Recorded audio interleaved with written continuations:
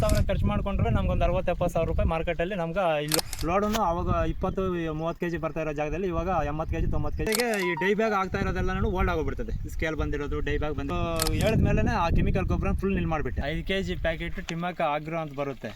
ಆ 5 kg packet symbol ಬರುತ್ತೆ ನಮಗೆ ಇಲ್ಲಿ 3 ಮತ್ತು 5 ಅಂತ. ಈ ಫಸ್ಟು 3 ಬರೋದು ಬಿಟ್ಕೋಬೇಕು. 3 ಬರೋದು ಬಿಟ್ಕೊಂಡ್ರೆ ಚಿಗುರು ಚೆನ್ನಾಗಿ ಬರ್ತದೆ, ಸ್ಟಮ್ಮು ಚೆನ್ನಾಗಿ ಬರ್ತದೆ, ಮತ್ತು ಹೊಸ ಗಿಡನೇ ಒಂಥರ ಚೇಂಜಸ್ ಆಗೋಗ್ಬಿಡ್ತದೆ. ಹಳೆ ಗಿಡಕ್ಕೂ ಹೊಸ ಗಿಡಕ್ಕೂ ನಮ್ಗೆ 15 ದಿನದ ಆಗ್ರೋದಲ್ಲಿ ಮತ್ತು 5 ಬಿಟ್ಟವ್ರೆ. ಆ 5 ಸೇಮ್ 5 kg ಪ್ಯಾಕೆಟೇ ಬರುತ್ತೆ. ಅದನ್ನು ಡ್ರಿಪ್ಪಲ್ಲಿ ಡ್ರಿಂಚಿಂಗ್ ಮಾಡೋದೆ. ಅದು ಬಿಟ್ಟಾಗ ಸ್ಟೆಮ್ಮು ಚೆನ್ನಾಗಿ ಸ್ಟ್ರೆಂತ್ ಬರ್ತದೆ, ಗಿಡನೂ ಚೆನ್ನಾಗಿ ಡೆವಲಪ್ ಆಗ್ತದೆ. ಅದ್ರ ಜೊತೆಗೆ ಈ ಡೈ ಬ್ಯಾಗ್ ಆಗ್ತಾ ಇರೋದೆಲ್ಲನೂ ಓಲ್ಡ್ ಆಗೋಗ್ಬಿಡ್ತದೆ. ಸ್ಕೇಲ್ ಬಂದಿರೋದು ಡೈ ಬ್ಯಾಗ್ ಬಂದಿರೋದು ಅದೆಲ್ಲ ಓಲ್ಡ್ ಆಗೋಗ್ಬಿಡುತ್ತೆ.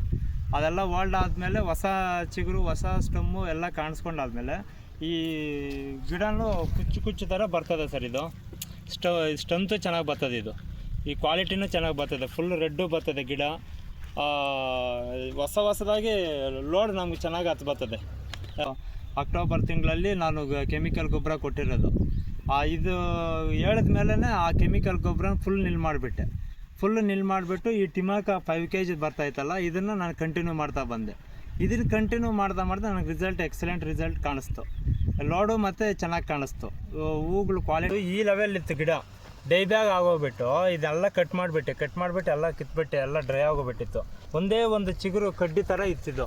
ಈ ಕಡ್ಡಿ ಇವಾಗ ಈ ಸಣ್ಣದು ನೋಡಿ, ಅದು ಬಿಟ್ಟಾದ್ಮೇಲೆ ಭೂಮಿ ಕೆಳಗಡೆಯಿಂದ ಸ್ಟಮ್ ಕಿತ್ಕೊಂಡೈತೆ. ಇವಾಗ ಸ್ಟಮ್ ಕಿತ್ಕೊಂಡು ಚೆನ್ನಾಗಿ ಸುತ್ತಮುತ್ತಲೂ ಸ್ಟಮ್ ಕಿತ್ಕೊಂಡೈತೆ. ಇವಾಗ ಇದೇ ಡೆವಲಪ್ ಆಗೋಗ್ಬಿಡ್ತದೆ. ಡೈ ಬ್ಯಾಗ್ ಆಗ್ತಾ ಇರೋ ಗಿಡಗಳೇ ಓಲ್ಡ್ ಆಗೋಗ್ಬಿಡ್ತು. ಸ್ಕೇಲು ಇದೆಯಲ್ಲ, ಸ್ಕೇಲ್ ಬಂದು ಡೈ ಬ್ಯಾಗ್ ಆಗಿ ಕಾಟನಿಗೆ ಕಿತ್ತಾಕೋ ಮೂಮೆಂಟಲ್ಲಿ ಇದ್ವಿ ನಾವು. ಇದು ಬಿಟ್ಟಾದ್ಮೇಲೆ ಸ್ಟೆಪ್ ಬೈ ಸ್ಟೆಪ್ಪು ಮತ್ತು 3 5 ಎರಡೂ ನೋಡು ಅದು ಹಂಗೆ ಸ್ಟಾಪ್ ಆಗೋಯ್ತಿದೆ. ಓಕೆ ಡೈ ಬ್ಯಾಕು ಸ್ಕೇಲ್ ಎರಡು ಸ್ಟಾಪ್ ಆಗಿ ಚಿಗುರು ಚೆನ್ನಾಗಿ ಗಿಡಗಳೇ ಓಲ್ಡ್ ಆಗೋಗ್ಬಿಡ್ತು. ಈ ಹೊಸ ಬೇರೆ ಯಾವಾಗ ಬಂತೋ ಗಿಡಗಳಲ್ಲಿ ಇದು ಬಿಟ್ಟಾದ್ಮೇಲೆ ಆಟೋಮೆಟಿಕ್ಲಿ ಚೆನ್ನಾಗಿ ಇದು ಡೈ ಬ್ಯಾಗ್ ಎಲ್ಲ ಓಲ್ಡ್ ಆಗೋಗ್ಬಿಟ್ಟು ಗಿಡನೇ ಒಂದು ರೇಂಜಿಗೆ ಬಂದುಬಿಡ್ತೀವಿ. ಎಲ್ಲ ಚೆನ್ನಾಗಿ ಬಂದುಬಿಡ್ತು. ಇದನ್ನು ಬಳಸ್ಕೋಬೋದು ಸರ್ ಆರಾಮಾಗಿನು. ಈಗ ನೋಡಿ ಇನ್ನೂ ಒಂದೊಂದು kg ಪ್ಯಾಕೆಟ್ ಬಂದೈತೆ. ಇದು ಬಂದು ಚಿಗುರಿಗೂ ಪ್ಲಸ್ಸು ಸ್ಟಮ್ಗೆ ಎರಡಕ್ಕೂ ಬರ್ತದೆ. 1 kg ಪ್ಯಾಕೆಟ್ ಇದು ಚಿಗುರು ಬರ್ತದೆ, ಅದರ ಜೊತೆಗೆ ಸ್ಟಮ್ಮು ಮತ್ತು ಹೂಗಳು ಕ್ವಾಲಿಟಿಗೂ ಫುಲ್ಲು ಶೈನಿಂಗ್ ಬಂದುಬಿಡ್ತದೆ. ಹೂಗಳು ರೆಡ್ಡು ಚೆನ್ನಾಗಿ ಬಂದುಬಿಡ್ತದೆ. ಇನ್ನು ನೋಡಿ ಈ ಕಡೆ ನೋಡಿ ಎಲ್ಲ ನೋಡಿ ಇದೆಲ್ಲ ಇದೆ. ಈ 1 kg ಪ್ಯಾಕೆಟು ನಾನು ಪ್ರತಿಯೊಂದು ರೌಂಡು ಕಂಪಲ್ಸರಿ ನಾನು ಸ್ಪ್ರೇ ಮಾಡ್ಕೊತೀನಿ. ಟ್ರಿಪ್ಸಲ್ಲಿ ನಾವು ಕಂಪಲ್ಸರಿ ನಾವು ಇದನ್ನು ಯೂಸ್ ಮಾಡಿಕೊಂಡ್ರೆ ಟ್ರಿಪ್ಸು ಜೊತೆಗೆ ಹೆಂಗೆ ಅವಾಯ್ಡ್ ಆಗುತ್ತೋ ಕ್ವಾಲಿಟಿನೂ ಹಂಗೆ ಬಂದುಬಿಡ್ತದೆ 1 kg ಪ್ಯಾಕೆಟ್ಗಳು.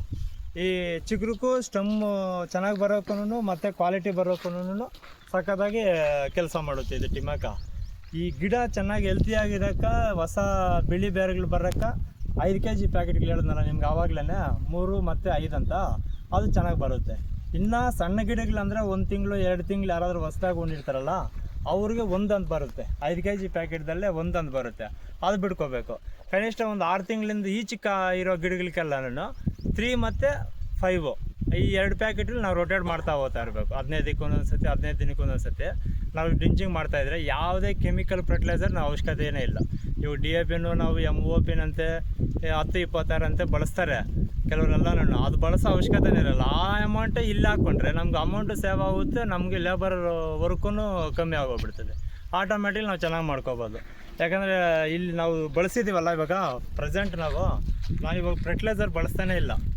15 ದಿನಕ್ಕೆ ಒಂದೊಂದು ಸತಿ ಇದೇ ಪ್ಯಾಕೆಟ್ನ ನಾನು ತಗೊಂಡು ಬಂದು ನೀಟಾಗಿ ಡ್ರಿಂಚಿಂಗ್ ಮಾಡ್ಕೊಂಡು ಬರ್ತಾಯಿದ್ದೀನಿ. 2 ತಿಂಗಳಿಗೆ ಮಾಮೂಲಿ ಹಿಂಡಿಗಳು ಕೊಟ್ಕೊತೀನಿ. ಆಟೋಮೆಟಿಕ್ಲಿ ಗಿಡನೂ ಹೆಲ್ತಿ ಆಗೈತೆ, ಸ್ಟ್ರೆಂತು ನಮಗೆ ಗಿಡಗಳು ಚೆನ್ನಾಗವೆ, ಲೋಡು ಚೆನ್ನಾಗಿ ಬರ್ತೈತೆ. ಮಾರ್ಕೆಟಲ್ಲಿ ಹೋದ್ರೂ ನಮ್ಮ ಸೆಲೆಕ್ಷನ್ ಹೂಗಳಂತಲೇ ನಮಗೆ ಹೇಳ್ತಾರೆ ಅವರೆಲ್ಲನೂ. ಹೌದು, ಈ ತಿಂಗಳಿಗೆ ನಾವು ಇವಾಗ ಈ ಟಿಮಾಕ ನಾವು 2 ಪ್ಯಾಕೆಟ್ಗೆ ಮತ್ತು ಸ್ಪ್ರೇಗೆಲ್ಲನೂ ಒಂದು 10,000 ರೂಪಾಯಿ ಖರ್ಚು ಮಾಡ್ಕೊತೀವಿ ತಿಂಗಳಿಗೆ. 10,000 ಖರ್ಚು ಮಾಡ್ಕೊಂಡ್ರೆ ನಮ್ಗೊಂದು 60-70 ಸಾವಿರ ರೂಪಾಯಿ ಮಾರ್ಕೆಟಲ್ಲಿ ನಮ್ಗೆ ಇಲ್ಲಿ ಲೋಡ್ ಯಾವಾಗ ಸ್ಟಾರ್ಟ್ ಆಗೋಯ್ತೋ ಅಲ್ಲಿ ನಮಗೆ ಸಿಕ್ಕಾಪಟ್ಟು. ಫಸ್ಟು ಎಷ್ಟು ಹಾಕಿದ್ರೂ ನಮಗೆ ರಿಸಲ್ಟು ಬರ್ತಾನೆ ಇರಲಿಲ್ಲ, ಲೋಡು ಬರ್ತಾ ಇರಲಿಲ್ಲ ಸರ್. ನನಗೆ ಈ ಔಷಧಿಗಳು ಹೊಡೆದು ಮಾಮೂಲಿ ಈ ಗೊಬ್ಬರಗಳು ಹಾಕಿ ನನಗೆ ರಿಸಲ್ಟ್ ಸಿಗ್ತಾ ಇರಲಿಲ್ಲ. ಯಾವನೋ ಒಂದು ಈ ಮಳೆಗಳು ಹೆವಿ ಆಗೋಗ್ಬಿಟ್ಟಾಗ ರಿಸಲ್ಟ್ ಸರಿಯಾಗಿ ಸಿಗದೇ ಮಳೆಗೆಲ್ಲ ಹೊರಟೋಗ್ಬಿಡೋದು, ಅದು ಇದೆಲ್ಲ ಅಧ್ವಾನ ಆಗೋಗ್ಬಿಡ್ತಾಯಿತ್ತು. ಈ ಬಿಟ್ಟಾದಮೇಲೆ ನಾವು ಭೂಮಿಗೂ ಚೆನ್ನಾಗಿ ಬರ್ತದೆ, ಕ್ಲೀನಾಗಿ ಬೇರ್ಗೂ ಸಿಗ್ತದೆ. ಇದು ಡೈರೆಕ್ಟಾಗಿ ನಾವು ನೀರಿನ ಮುಖಾಂತರ ಬಿಟ್ಬಿಟ್ರೆ, ಡ್ರಿಂಚಿಂಗ್ ಮಾಡಿಬಿಟ್ರೆ ನೀಟಾಗಿ ಭೂಮಿ ಒಳಗಡೆ ಹೋಗ್ಬಿಟ್ಟು ಬೇರುಗಳಿಗೆ ಸಿಗ್ತದೆ ಡೈರೆಕ್ಟಾಗಿ. ಎಷ್ಟೇ ಮಳೆ ಬಂದ್ರೂ ಹಂಗೆ ಬೇರು ಚೆನ್ನಾಗಿ ಅದನ್ನು ತೇವಾಂಶ ಹೀರ್ಕೊಂಡು ಬಿಡ್ತದೆ ಕ್ಲಿಯರಾಗಿ.